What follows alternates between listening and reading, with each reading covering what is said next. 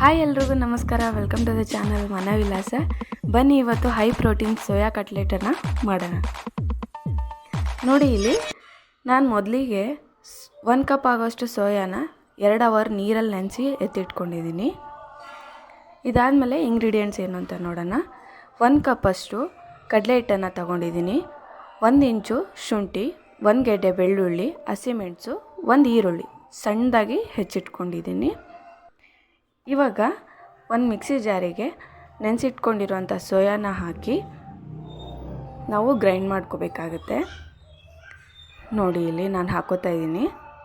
ಇವಾಗ ಇದಕ್ಕೆ ನಾವು ಎತ್ತಿಟ್ಕೊಂಡಿದ್ದ ಇಂಗ್ರೀಡಿಯೆಂಟ್ಸನ್ನು ಹಾಕೋಬೇಕು. ಎಲ್ಲನೂ ಹಸಿಮೆಣಸು, ಬೆಳ್ಳುಳ್ಳಿ, ಶುಂಠಿ ಇದಿಷ್ಟನ್ನು ಹಾಕ್ಕೊಂಡು ಗ್ರೈಂಡ್ ಮಾಡ್ಕೋಬೇಕು. ನೋಡಿ, ಆಯಿತು. ಜಾಸ್ತಿ ಪೇಸ್ಟ್ ಆಗಬೇಕಂತ ಏನಿಲ್ಲ, ತರಿಯಾಗಿದ್ದರೆ ಸಾಕಾಗುತ್ತೆ. ಇವಾಗ ಇದಕ್ಕೆ ಕಡಲೆ ಹಿಟ್ಟನ್ನು ಹಾಕ್ಕೋಬೇಕು. ನಂತರ ಕೊತ್ತಂಬರಿ ಸೊಪ್ಪನ್ನು ಹಾಕ್ಕೋಬೇಕು. ಇದನ್ನು ಹಾಕಲೇಬೇಕು ಅಂತ ಏನಿಲ್ಲ, ಇದು ಆಪ್ಷನಲ್ ಆಗಿರುತ್ತೆ.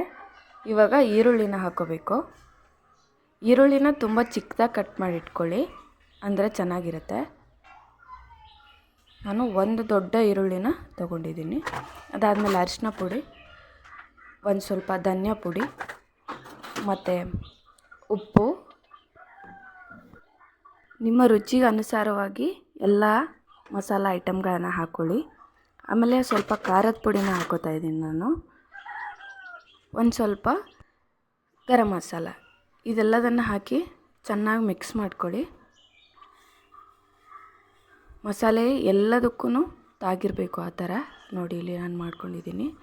ಇದು ಹೇಗೆ ಅಂದರೆ ಒಂದು ಉಂಡೆ ಕಟ್ಟು ಹದಕ್ಕೆ ಬಂದಿರಬೇಕು. ಇದಕ್ಕೆ ನೀರು ಹಾಕೋ ಅವಶ್ಯಕತೆ ಏನಿಲ್ಲ, ಅದು ಮೊದಲೇ ಒದ್ದೆ ಆಗಿರೋದ್ರಿಂದ ಹಿಟ್ಟಿಗೆ ಸರಿಯಾಗಿ ಅಂಟ್ಕೊಂಡಿರುತ್ತೆ. ನೋಡಿ, ಈ ಥರ ಕಟ್ಲೆಟ್ ಶೇಪನ್ನು ಕೊಟ್ಕೋಬೇಕು. ನಿಮ್ಗೆ ಯಾವ ಶೇಪ್ ಬೇಕೋ ನೀವು ಆ ಶೇಪನ್ನು ಕೊಟ್ಕೊಳ್ಳಿ. ನಾನು ರೌಂಡ್ ಶೇಪನ್ನು ಕೊಡ್ತಾಯಿದ್ದೀನಿ. ನಾನು ನಿಮಗೆ ಕ್ಲಿಯರಾಗಿ ತೋರಿಸ್ತೀನಿ ನೋಡಿ ಹೇಗೆ ಅಂತ. ಒಂದು ಸ್ವಲ್ಪ ಪ್ರಮಾಣದಲ್ಲಿ ಹಿಟ್ಟನ್ನು ತಗೊಂಡು ಉಂಡೆ ಕಟ್ಕೊಂಡು ಅದನ್ನು ಈ ಥರ ತಟ್ಕೊಂಬಿಡಿ. ಅಲ್ಲಿಗೆ ನಮ್ಮ ಕಟ್ಲೆಟ್ 3/4% ಆದ ಹಾಗೆಯೇ. ಈಗ ಫ್ರೈ ಮಾಡೋದು ಒಂದೇ ಬಾಕಿ. ನೋಡಿ, ನಾನು ಎಲ್ಲದನ್ನು ಮಾಡಿ ಎತ್ತಿಟ್ಕೊಂಡಿದ್ದೀನಿ. ಇವಾಗ ಒಂದು ಪ್ಯಾನ್ಗೆ 2 ಚಮಚ ಆಗೋಷ್ಟು ಎಣ್ಣೆನ ಹಾಕಿ ಬಿಸಿಗೆ ಇಟ್ಕೊಂಡಿದ್ದೀನಿ.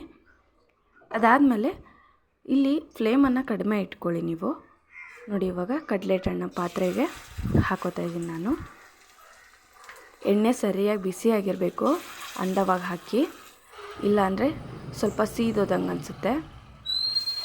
ನೋಡಿ, ಈ ಥರ ಒಂದೊಂದಾಗೆ ಬಿಟ್ಕೊಳ್ಳಿ.